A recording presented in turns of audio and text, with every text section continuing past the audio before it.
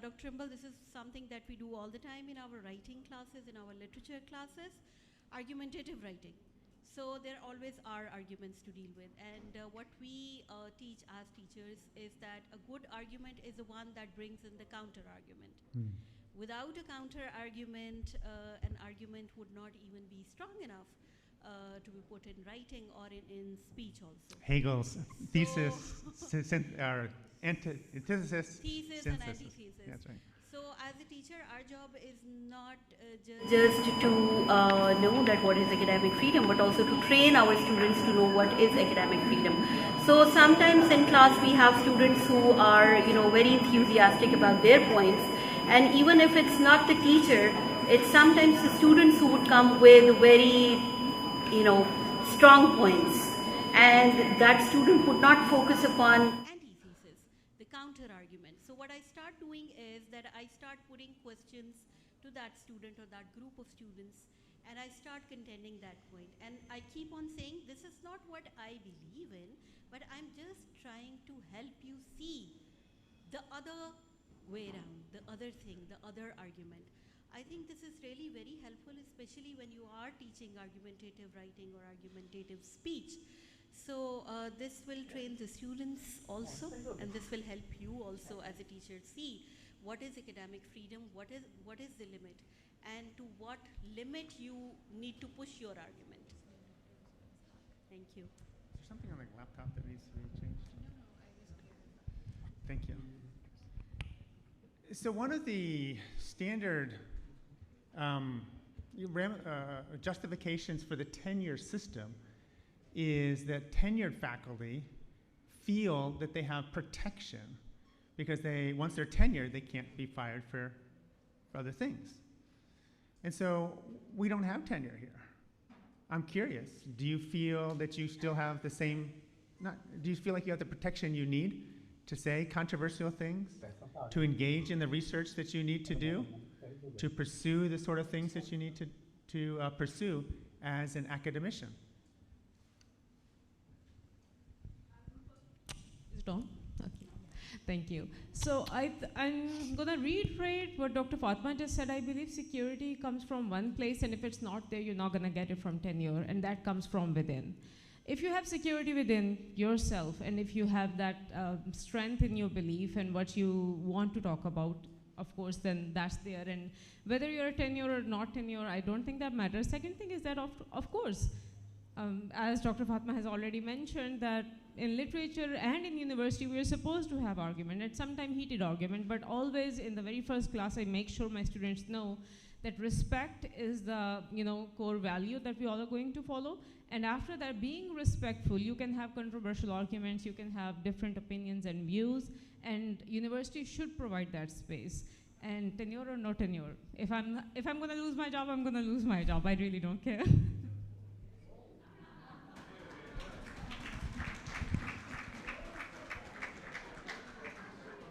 And with that attitude, we're definitely going to keep you.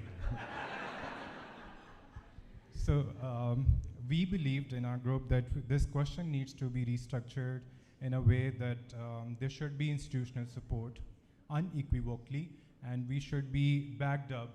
And in the morning, I remember we were talking about the balance between personal life and professional life. This is something really important. I think we identified this person hailing from political science department. There is no harm. He is having a personal opinion and versus an academic. I don't see that there is any hamper, and I'm sure that person is a wonderful researcher, wonderful academician. I don't see any violation as such. And I think there should be a tenure track, maybe in order to empower faculty members in any way possible that we could do. Thank you.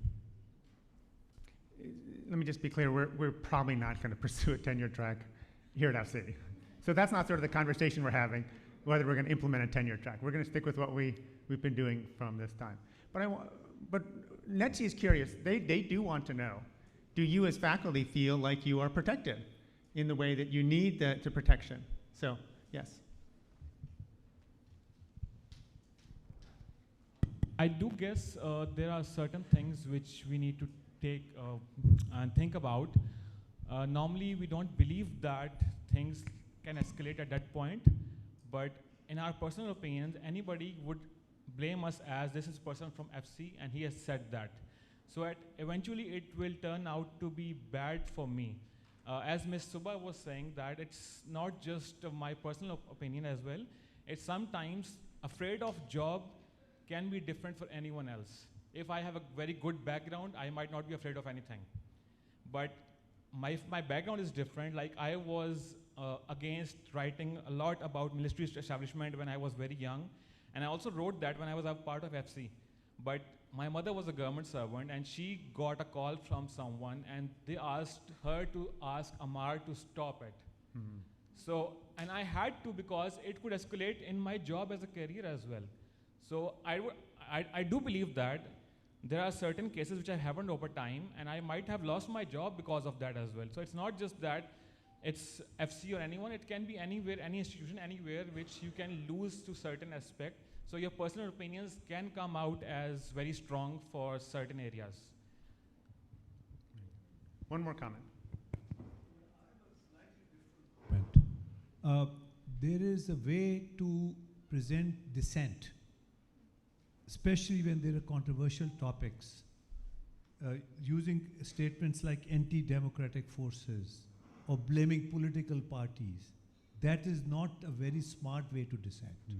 You can still dissent by discussing the situation, discussing the malpractices, discussing the issues, rather than names and parties and throwing statements like this, anti-democratic and stuff like that. So you have to be very careful when you dissent, especially in a country like Pakistan, where dissent is not taken very lightly. So there has to be a very careful worded dissent so that you deliver your message without getting into trouble. Thank you.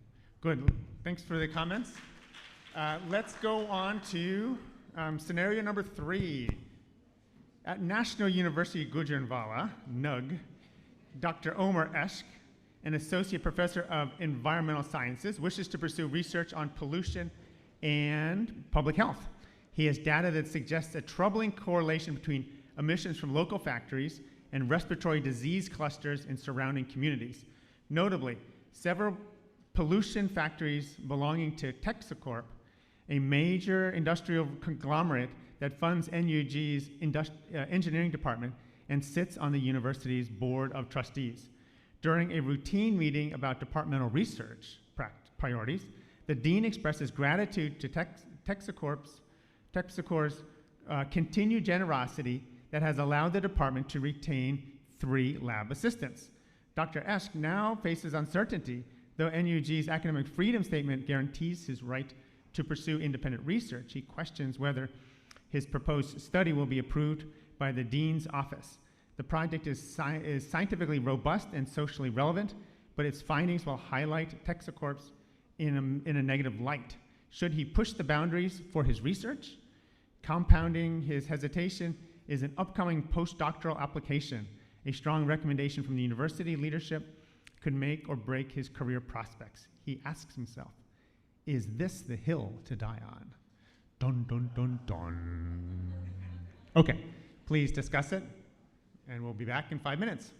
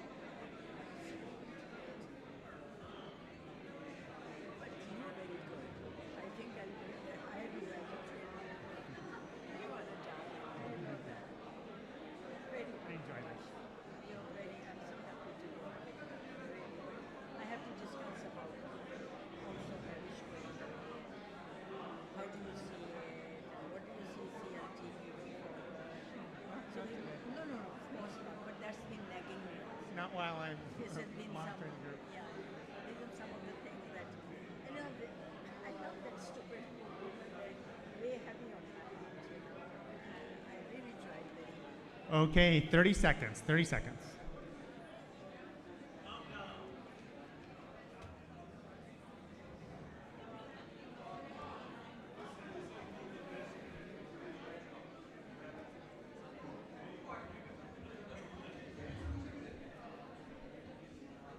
Five, four, three, two, and one. Okay. Hi, Professor, and all. Thank you so very much for giving me this opportunity. Scenario number 3 is amazing, fantastic where it comes to the solution. The solution could be very simple. I mean, like just connecting the research problem statement with SDG 12, that is responsible consumption and production, and here you go. No need to highlight the Texty Corporation in a negative light, rather just pointing out that how important is this responsible consumption and production, and then restating this problem statement and going on with the research. So that would be one way forward. And what else can be done is probably comparing the global scenario with the 2 case studies and taking the highlights from that and giving it to the local context. Thank you, Professor. But isn't it obvious? Like, aren't people going to see through that it's Texacorp that's the problem? I mean, no matter how much you reframe it, it's clearly they're the problem. I guess, yeah. On the far side here, Dr. Omer. I am Dr. Umar, but not this one, obviously. This is not Dr. Omer Ishaq. I just want to say I found out how to pronounce the name correctly. Is that right, Ishaq? So Ishaq, obviously not this Dr. Umar. The situation is quite challenging for documented Dr. Umar, and but I do believe that these challenges are quite solvable. Being a researcher, there is lots of freedom, and academic freedom is there. Dr. Umar can design the research by another way around, by not calling the names of any textile group or something, and also giving the solution of the research by the green solutions towards the textile corps, and after that, even asking the you may say subsidy for the postdoc position as well to that to that company as a result of this conclusive and thus problem solving research, not only problem identifying research. So it is the solution is within the domain of Dr. Umar, I think, and he can design the research another way around. Thank you. Okay, very good.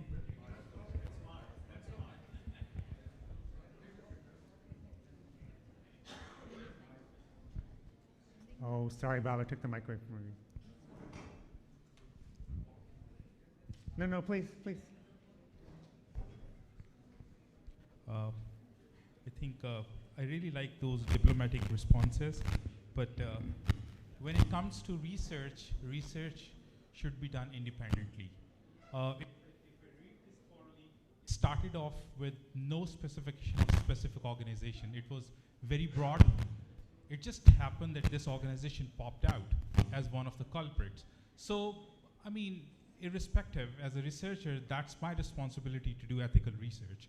And to do ethical research, if there's a bad outcome that shows up, I should report it. And yeah, there are ways around it. You can always talk about it, how to fix it. That's a later consultancy job one can do.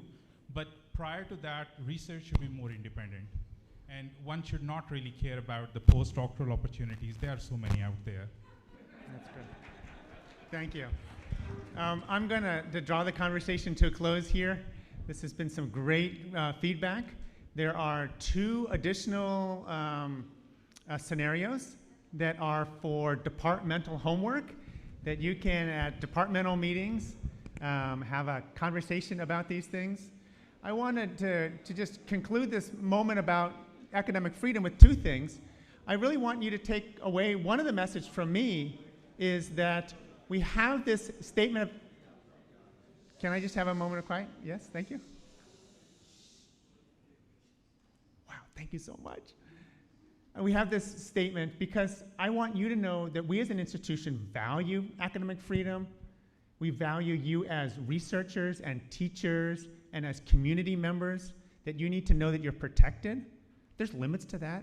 That's any wise society is going to have limits to that, but I want you to know that we care about you and that we as an institution have this so that you know that you are protected with this academic freedom. Secondly, if you feel that there are issues and concerns about where you don't feel like you have the academic freedom that you need to have, I would encourage you to talk to somebody you feel comfortable talking to, whether that's coming to me or whether that's talking to somebody in the department or a dean or in whatever that is. If there are times when you feel like there's issues, please do come and talk about that and know that that's important to us, and we want you to know that you feel protected to do the job that we are asking you to do, to be professors, to teach, to do research, and to be members of our communities. Thank you very much. Dr. Roxana.